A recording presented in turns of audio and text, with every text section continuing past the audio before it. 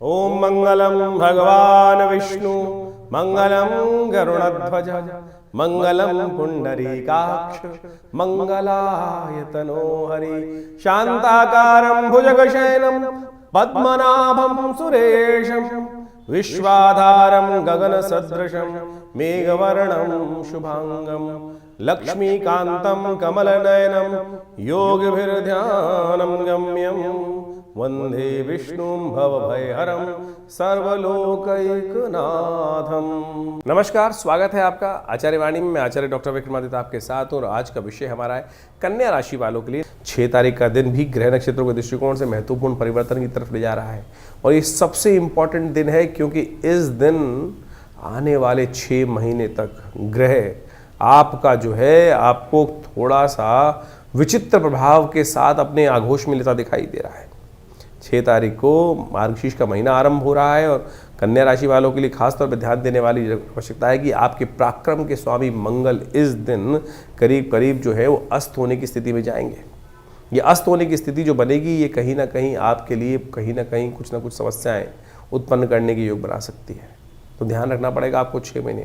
हर चीज़ में आपको एक ऐसा व्यक्ति चाहिए जो आपको हाँ के चल भाई चल उठ के काम करो, ये करना है वो करना है। और देखिएगा 6 महीने तक में कई चीज़ें ऐसी होंगी जो थोड़ी डिले रह। इस वक्त जहाँ आपके ग्रहों का योगायोग बन रहा है सामर्थ्य साहस में कहीं ना कहीं आने वाले समय में कमियाँ आती दिखाई देंगी।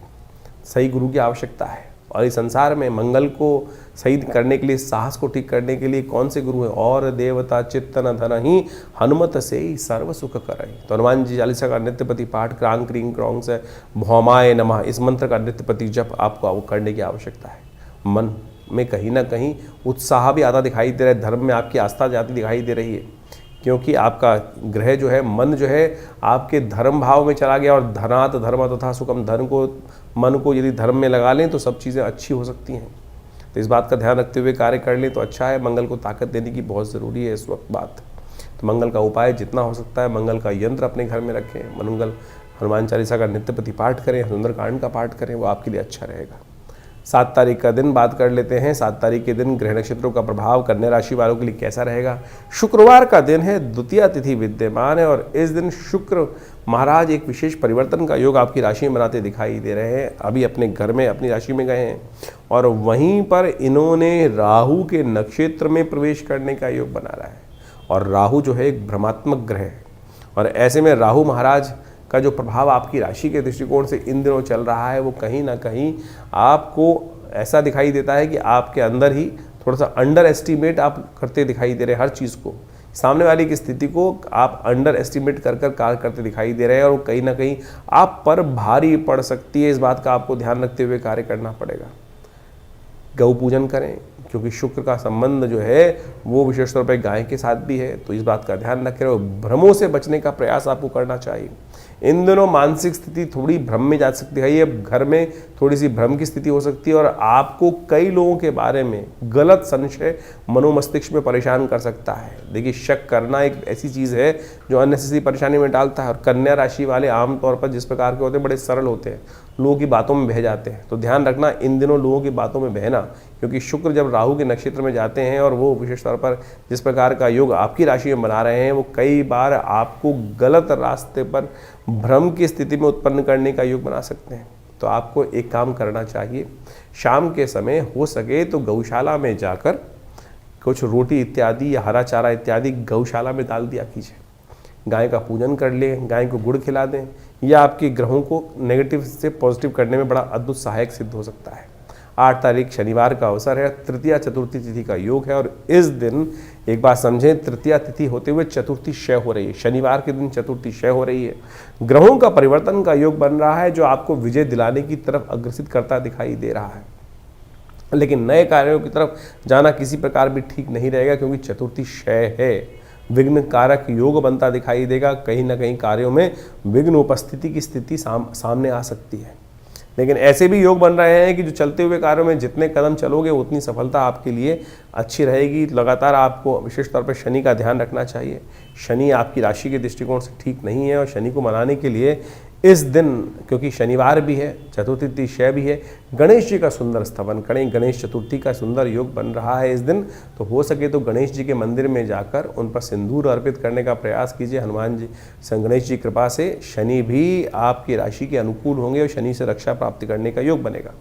9 तारीख रविवार का अवसर, पंचमी तिथि विद्यमान है। ग्रह नक्षत्रों के दृष्टिकोण से आपकी राशि में ऐसा योग बन के तैयार हो रहा है कि आप जो विशेष तौर पर जिस भी कार्य में हाथ डालेंगे वो आप में कहीं ना कहीं उतना, जितनी निष्ठा उतना फल, यानी जितनी चीनी डालोगे चाय में या दूध में उतना मीठा होगा। ग्रह योग इस प्रकार को साफ साफ बनाते दिखाई दे रहे हैं, लेकिन थोड़े से ग्रह नक्षत्र जो हैं वो आपको आगे बढ़ने से रोकते दिखाई दे रहे हैं। तो इसलिए उठना और आपको साथ में करना एक सही प्रेरणा की आवश्यकता है। रविवार का दिवस है, थोड़ा आलस मनोमस्तिष्क में ज़्यादा छाया दिखाई दे रहा है, तो आलस को त्यागिए, उठिए, चलिए और भगवान सूर्य को स्नान करने के बाद जल अर्पित करने का प्रयास कीजिए। ये आपके लिए बहुत श्रेष्ठ रहेगा। 10 तारीख के दिन ग्रहों नक्षत्रों ने एक और परिवर्तन की चाल चली है और इस परिवर्तन की चाल से आपकी राशि के दृष्टिकोण से कहीं ना कहीं आपको लाभ की स्थिति बन सकती है। बुध होने जा रहे हैं वक्री इस दिन, सुबह 6:45 पर बुध का वक्री होना दिखाई देता है और साथ साथ दोपहर को 1 बजे के आसपास चंद्रमा भी अपने घर जाते दिखाई दे रहे हैं और ये गजकेसरी योग का निर्माण करेंगे। यह आपके लिए आने वाले 3-4 दिनों में कहीं ना कहीं कुछ खुशखबरी लाने के योग बना सकते हैं, तो आप तैयारी कर लीजिए, इंतज़ार करिए। समय कहीं ना कहीं सही तरफ आपको ले जा सकता है, लेकिन बैठे बैठे सोते सोते चीज़ें को निकाल मत देना। मंगल का इन दिनों अस्त होना कहीं ना कहीं आपकी राशि के दृष्टिकोण से आपके सामर्थ्य में कमी आने के कारण से चीज़ों को आपके हाथ से निकाल सकता है। हर रोज़ ग्रह परिवर्तित होते हैं, कुछ अच्छे कुछ खराब। यदि अच्छी चीज़ों को पकड़ लेंगे और बुरी चीज़ों का उपाय कर लेंगे तो सब ठीक कर पाएंगे। तो आपने जाना ग्रहों का किस प्रकार का योग आपके लिए बन रहा है। वैसे आपको ज्योतिष के दृष्टिकोण से इस बात को भी समझ लेना चाहिए कि ग्रहों का योग तो परिवर्तन की तरफ हमेशा जाता ही है, लेकिन अभी जिस प्रकार का नवंबर के महीने में परिवर्तन ग्रहों का योग बना है, सबसे बड़ा परिवर्तन यदि देखें तो मंगल का है। मंगल अस्त होने जा रहे हैं। स्वग्रही राशि में विराजमान होकर जिस प्रकार से मंगल शनि से पीड़ित होकर चल रहे थे, मंगल लगता था कि बहुत बड़े कार्य को करने के लिए इस वक्त आए हैं और पूर्ण शक्ति में लेंगे, लेकिन ज्योतिषी दृष्टिकोण से यदि देखा जाए तो मंगल करीब करीब 6 महीने के लिए अस्त अवस्था में चले जाएंगे, सुषुप्त अवस्था में चले जाएंगे, कुछ कार्य नहीं करेंगे। ये बड़ी विचित्र स्थिति है और ऐसे में आपको पुरुषार्थ करना पड़ेगा। पुरुषार्थ वाले काम बिना, देखिए कहा जाता है ना, बिना प्रयास के तो कुछ भी नहीं मिल सकता। उद्यमेन सिद्धन्ति कार्याणि न मनोरथे नहीं सुप्तस्य सिंहस्य प्रविशन्ति मुखी मृगा।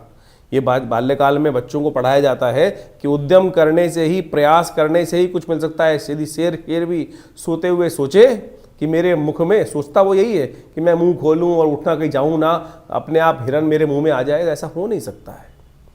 उद्यमेन सिद्धन्ति, तो इस बात का ध्यान रखिए। इस वक्त मंगल आने वाले 6 महीने तक, यानी मई तक, इस नवंबर से लेकर मई तक मंगल बड़ी विचित्र अवस्था में चले गए हैं और ये अवस्था मंगल की जब होती है तो कई बार नेगेटिव कार्य बहुत ज़्यादा होने के योग बन जाते हैं, नेगेटिव मानसिकता बहुत ज़्यादा होने के लग जाती है। ऐसे में विश्व के पटल पर जो भी उठापटक के योग पिछले पूरे वर्ष से जो स्थिति चल रही थी, उसमें एक भयावह परिवर्तन आने का योग भी बन सकता है।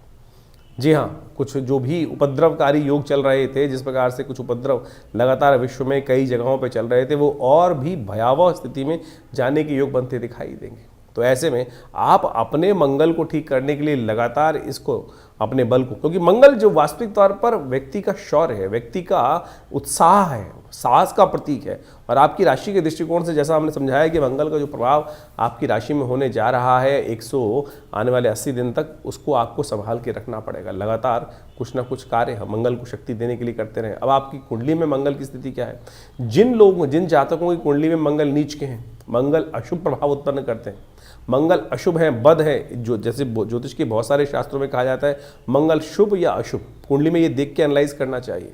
और ये कुंडली को देखे बिना राशि के दृष्टिकोण से नहीं पता चल सकता है पूरी तरह से। तो उनके लिए खासतौर पर आपके बच्चे जो हैं, नए नए पढ़ रहे हैं, कई क्षेत्र में कार्य कर रहे हैं, ऐसे में क्या होता है, जब मंगल खराब स्थिति में होते हैं तो बच्चे क्या होते हैं, नेगेटिव तरफ, गलत कार्य की तरफ और तो और एडिक्शन की तरफ भी चले जाते हैं। इस मानसिकता से आपको ध्यान रखना पड़ेगा। तो ऐसे में जब साहस, जब जीत नहीं मिल रही होती है अंदर जो विशेष तौर पर प्रयास करने के बाद भी हतोत्साहित जितना मन होता है ना, तो उससे कहीं ना कहीं व्यक्ति टूट जाता है। और ये ग्रहों की वही स्थिति है।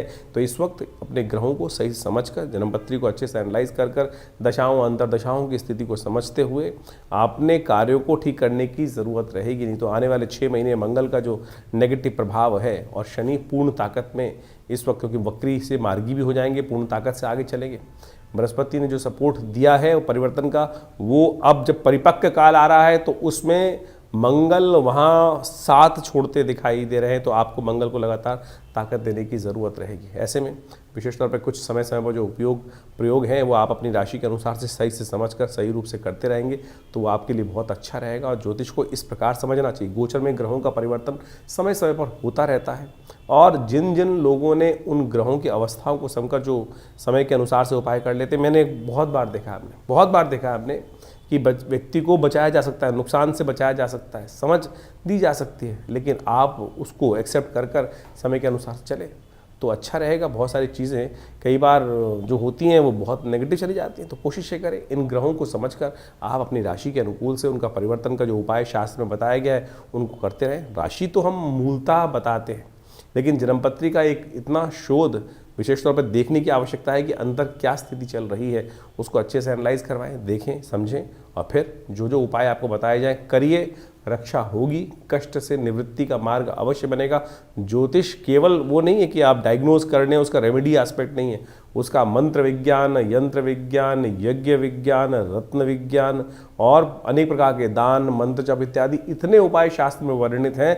उन सबको कर कर समय को बदला जा सकता है। जी हाँ, समय को बदला जा सकता है, वही ज्योतिष का लाभ है। तो इसको सच्चे समझ लें। तो आशा करते हैं आप अपने ग्रहों के अनुसार से प्रभावों को समझते हुए अपने आप की जो रक्षा कवच छाते आपको चाहिए वो सब आप समय पर ये उपायों के माध्यम से जनरेट करेंगे, उपाय उपयोग करेंगे और अपने जीवन में अपने परिवार के लिए शुभ मार्ग बनाने का सुंदर रास्ता बनाते रहेंगे।